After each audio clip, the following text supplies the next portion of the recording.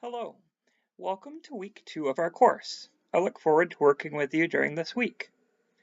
The first week of our course focused largely on domestic policy, events taking place within the United States. In contrast, the second week of our course will focus on foreign policy, how the United States has interacted with the rest of the world. The basic format of the assignments for this week are similar to last week. There are 2 assignments that you are asked to complete by the end of the day on Thursday. The first assignment is to complete all of the Knowledge Path activities. Knowledge Path serves as a substitute for a traditional textbook. It is more interactive than a traditional textbook, and you're prompted to answer quiz questions at the end of content delivery. The second assignment that you're asked to complete by Thursday is to post your initial response to the discussion board prompt. So the discussion board prompt for this week asks you to reflect on America's efforts to promote democracy across the globe and to reflect on whether this has had negative impacts at certain points in history. There are also 2 assignments that you need to complete by the end of the day on Saturday. First, you need to respond to at least 4 other students' comments in order to receive full credit for the discussion forum. Secondly, there's a writing assignment for this week that you're asked to complete by the end of the day on Saturday. This also asks you to reflect on the history of American foreign policy. Now, in terms of America's promotion of democracy across the globe, there are a few things to consider related to this. One is, has the United States actually consistently supported the spread of democracy across the world? And certainly, this is somewhat problematic in the post-World War II period. While there have been times that the United States has supported democracy, the United States has also formed alliances with brutal dictatorships at times, or certainly undemocratic governments. The United States, for example, has formed alliances with undemocratic governments in the Middle East. The United States has long been allied with the royal family of Saudi Arabia, for example. The United States has typically supported a military dictatorship in Egypt. The United States has also supported a military dictatorship in Pakistan as well. The United States, during the Vietnam War, supported a largely undemocratic government in South Vietnam. The US government would argue that at times it's necessary to form alliances with undemocratic regimes. And at times there may not be a good or realistic democratic alternative.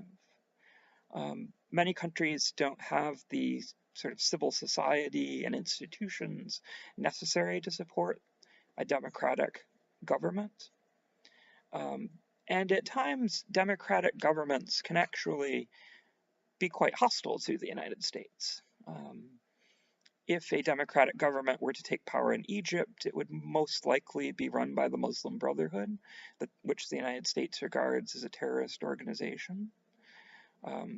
If a democratic government was to take power in Saudi Arabia, it would almost certainly be under the influence of Islamic fundamentalism, a kind of radical Islam that's been hostile to the West. So the United States at times has had to make difficult decisions.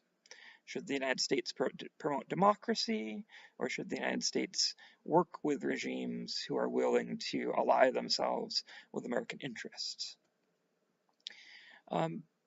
So this has been, I would say, a somewhat difficult balancing act for the United States, and it has placed the United States in the position, the United States has placed itself in the position of forming alliances with some unsavory governments.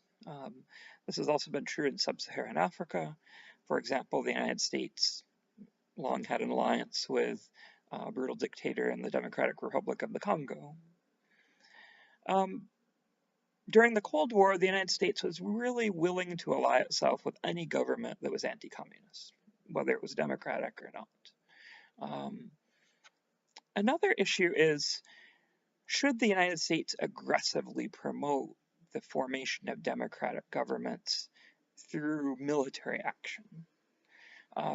one of the rationales for invading Iraq was to depose a brutal dictator, Saddam Hussein, and to install a democratic government.